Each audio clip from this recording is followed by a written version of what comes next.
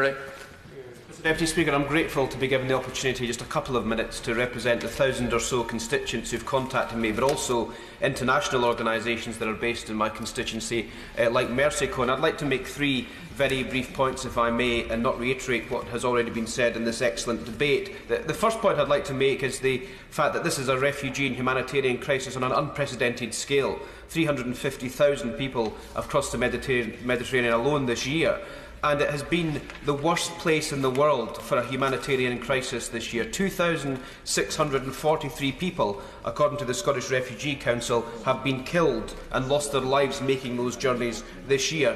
This is not an economic migrant crisis. This is a refugee crisis, fleeing from persecution and places ravaged by war, risking their own lives and the lives of their families as a very, very last resort. Which brings us briefly to the second point I want to make in my short contribution about unaccompanied children. There is a need for us to participate in assisting unaccompanied children who are already here in Europe. The Prime Minister's announcement yesterday will only involve people directly airlifted from the region, and whilst there is desirable reasons for that, we have to very much look at the children who have been coming across here into Europe and across to Calais looking for that sanctuary. It's unimaginable to think about our sons, our daughters, our nieces, our nephews, our grandsons, our granddaughters making those journeys unaccompanied on their own, and they need to be given sanctuary in this country. And the third very brief point I would make very directly to the Home Secretary is when she goes